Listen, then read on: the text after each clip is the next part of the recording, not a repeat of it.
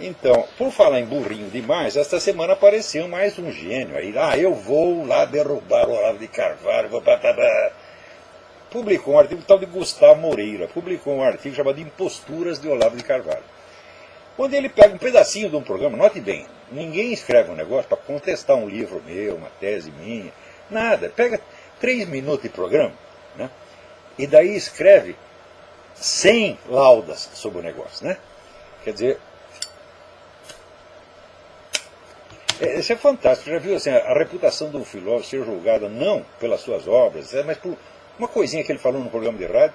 Meu Deus do céu, como é possível? Só no Brasil acontece um treco desse.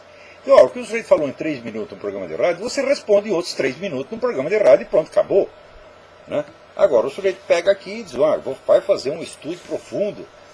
Né? Onde eu estava dizendo ali que este negócio, vamos dizer, de colocar a comunidade negra como vítima da perseguição europeia, branca, etc., etc., é uma coisa absolutamente desproporcional, porque houve muito mais escravidão no mundo árabe, tá certo? E, mais ainda, negros e mestiços estiveram entre os grandes proprietários e traficantes de escravos desde o início, muito antes do europeu chegar na Europa. Tá certo? Então eu estava falando da desproporção entre o tráfico negreiro no mundo árabe, na própria África e no mundo ocidental, dizendo que durante muito tempo só se falou a respeito deste, esquecendo o outro e perdendo, portanto, o senso das proporções. O rapaz ficou brabíssimo e escreveu um artigo aqui, Imposturas de Olavo de Carvalho. Então ele pega as autoridades da matéria e faz um artigo praticamente constituído só de citações das autoridades, que ele aqui transcreve, né? Transcreve não, põe lá uma cópia fotostática dos trechos, né? Provando que, segundo esses estudiosos, eu estou completamente errado, eu distorci tudo, né? Eu exagerei o tráfico islâmico, né? Tudo porque, no fundo, eu sou um racista filha da puta, evidentemente, quem não sabe, né? Então, só que quando você vai ver quem são essas autoridades, é o seguinte, ele não cita nem um livro sobre o tráfico islâmico. Ele só cita livros sobre o tráfico ocidental. Eu digo, meu filho, como é que lendo o livro sobre o tráfico ocidental se tira conclusões sobre o tráfico muçulmano? Que mágica é essa, hein?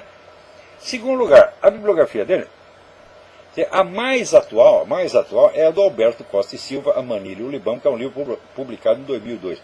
O livro do Alberto Costa e Silva é uma obra-prima, eu mesmo recomendei. Só que é o seguinte, ele só trata do tráfico ocidental. No primeiro volume, que se chama Espada e a Lança, ele menciona, assim, em 2 páginas, de um livro de 700, ele menciona o tráfico islâmico de passagem, mas esse não é o assunto do livro. Então, agora, quantos livros você leu sobre o assunto do tráfico islâmico, Gustavo Moreira? Resposta, nenhum. Nenhum. Tu estás chutando, meu filho. E as suas informações estão totalmente desatualizadas, porque esses especialistas que você cita, além de não tratar do assunto, veja, por exemplo, Alberto Rani. Alberto Rani é um excelente historiador, besta reputado, só que é o seguinte, Alberto Rani morreu em 93. Ele não pode ter lido tudo o que se descobriu depois a respeito, que é uma coisa muito impressionante, daqui a pouco eu vou mostrar a vocês. Outros, ele pega esses doutrinários marxistas como Perry Anderson, tá certo? Ou um simples apologista da Revolução Islâmica como Amin Maalouf. Quer dizer, primeiro, não são especialistas na matéria. Segundo, aqueles que são, como por exemplo Manolo Florentino, um estudioso brasileiro, muito sério. Só que é o seguinte, ele só estuda o tráfico brasileiro. Vejam lá a bibliografia dele, vejam os trabalhos dele, são um trabalho muito bom, por exemplo, comparando, né, o tráfico na Bahia e em São Paulo. Eu digo, mas escuta, como é que você estudando Bahia e São Paulo, você vai saber o que estava se passando na Zâmbia, na Serra Leoa? É impossível, meu filho. Então você tem que procurar, você quer falar do assunto, vai procurar a bibliografia sobre o assunto, não sobre um outro assunto parecido. Então aqui, vou dar algumas. Aliás, toda a bibliografia que ele cita é em português. Então estou discutindo com mais um erudito monoglota. É um negócio fantástico no Brasil. Né? Então o cara lê esses livros que já são de circulação usual, né, no meio universitário brasileiro, lê aqueles 5 livrinhos e acha que sabe tudo. Digo, bom, tudo isso está enormemente desatualizado. Praticamente tudo o que se sabe sobre o tráfico islâmico foi descoberto nos últimos 20 anos, pelo menos 30. Né? Então é realmente novidade, mas que um estudioso, um erudito como vocês pretendem, tem a obrigação de estar informado. Mas primeiro você tem que aprender a ler em línguas estrangeiras, meu filho, coisa que você não sabe, você só lê livro em português. Tá certo?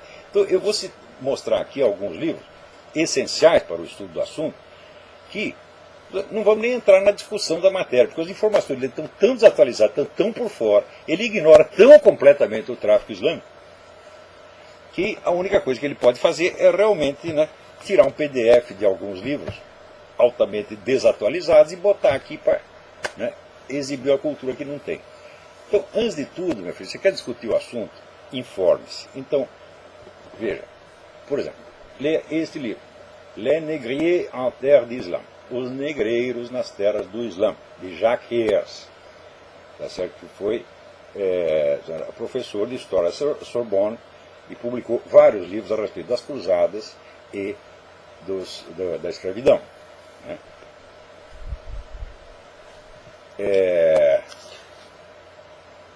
Esse livro foi publicado em 2003, 10 anos depois da morte de Alberto Rani, que não sabia de nada. Né?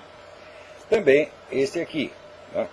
Paul Bepler, Bepler é B-A-E-P-L-E-R, White Slaves, African Masters, narrativas de escravos brancos na África. Né?